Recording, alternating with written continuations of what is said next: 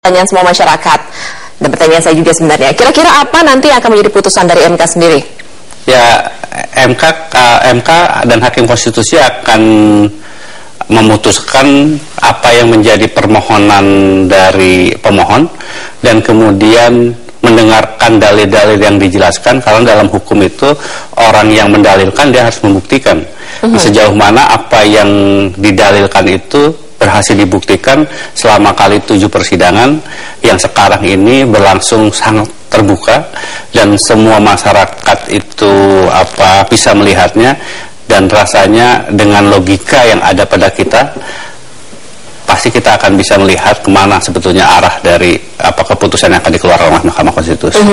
Kalau bisa mereview sendiri bagaimana jalannya persidangan dari pertama hingga akhirnya kemarin ya terakhir, dan mereview juga saksi-saksi yang dihadirkan oleh kedua belah pihak, oleh tiga orang belah pihak ini sebenarnya, apa pendapat media Indonesia sendiri? Ya, sebetulnya yang menonjol itu adalah apa yang didalilkan tidak bisa dibuktikan. Saksi-saksi yang ditampilkan kebanyakan adalah saksi-saksi yang mendengar, tidak melihat dan tidak menyaksikan secara langsung. Ini yang kemudian kita lihat. Yang kedua adalah tuntutan adanya penetapan bahwa pemenang pemilihan presiden itu adalah pasangan Prabowo Hatta Rajasa. Itu kan angkanya tidak pernah bisa ditunjukkan. Dikatakan bahwa pasangan Prabowo Hatta mendapatkan 50, sekian persen, sementara Jokowi 49, sekian persen. Nah, itu kan sebetulnya kan bukti material untuk menunjukkan bahwa memang angkanya seperti itu kan tidak pernah ditonjolkan selama 7 kali persidangan. Ini yang kemudian tentunya membuat para hakim konstitusi kembali lagi akan melihat pada fakta-faktanya, dan dari fakta-fakta itu nanti akan diambil keputusan. Kita mengetahui sudah ada pernyataan juga dari Prabowo, jika memang ternyata nanti putusannya adalah permohonan mereka ditolak, mereka akan maju ke PT UN dan juga ke MA. Sebenarnya ada manfaatnya tidak sih Mas Tommy untuk maju lagi? Nah, ini yang menurut saya pemahaman mengenai tata cara penyelesaian perselisihan pemilu dan ditempatkan di dalam konteks berkonstitusi, ini yang kadang-kadang tidak dipahami secara utuh. Padahal kalau kita lihat konstruksinya lagi, Elvita, menurut saya memang kita harus mengerti yang namanya filsafat hukum, ya kan, kemudian sejarah hukum, budaya hukum, itu kan penting tahu. Kalau kita kembali sedikit untuk flashback, mengapa Indonesia baru ada Mahkamah Konstitusi pada tahun 2003? Karena pada awalnya 1945 itu terjadi perdebatan antara Muhammad Yamin dengan Profesor Supomo, atau perlu atau tidak membentuk Mahkamah Konstitusi.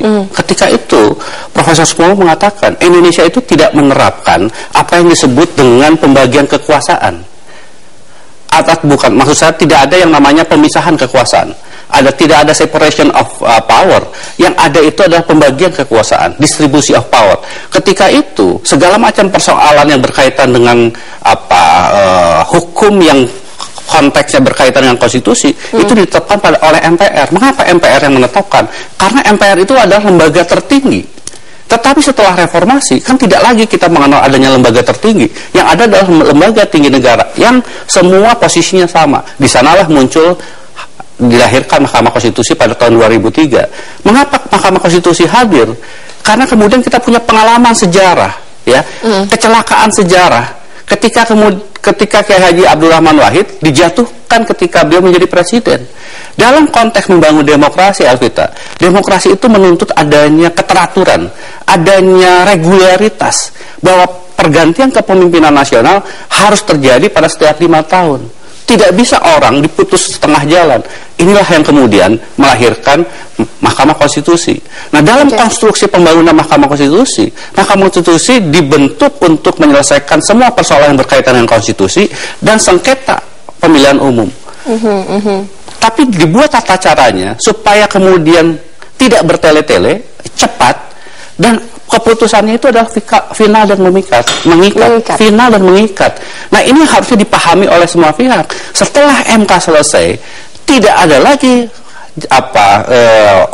upaya hukum yang bisa dilakukan, termasuk ke Mahkamah Agung, karena dalam konstitusi kita sudah ditetapkan Mahkamah Agung menyelesaikan persoalan yang hukum di luar konstitusi, yang persoalan yang berkaitan dengan konstitusi dan sengketa pemilu hanya ada di Mahkamah Konstitusi. Jadi kalau ada orang berpikiran ingin menggunakan jatuh lahir di sebuah Mahkamah Konstitusi, tidak bisa. Itu bukan hanya tidak bisa, Evita, itu sudah keluar dari konteks kehidupan bernegara dan kita berkonstitusi. Jadi memang ini adalah batasan terakhir alias frontier. Jadi apapun hasilnya memang harus diterima oleh kedua harus diterima dan itu final mengikat. Itulah yang kemudian sekali lagi mengapa kita perlu melakukan itu, Evita? Supaya kemudian energi kita itu tidak terbuang sia-sia. Masih banyak hal yang harus kita kerjakan sebagai bangsa. Amerika pun ya kan sebetulnya persoalan konstitusi di Amerika perdebatannya terjadi sejak tahun 1803 ketika John Marshall menjadi ketua Mahkamah Agung. Ada perdebatan antara Marbury dan Madison. Kemudian itu diselesaikan. Di Amerika, MA mempunyai kewenangan menyelesaikan persoalan konstitusi. Karena itu ketika kita masih ingat pemilihan presiden tahun 2000, ada perselisihan antara Al Gore dan George Bush.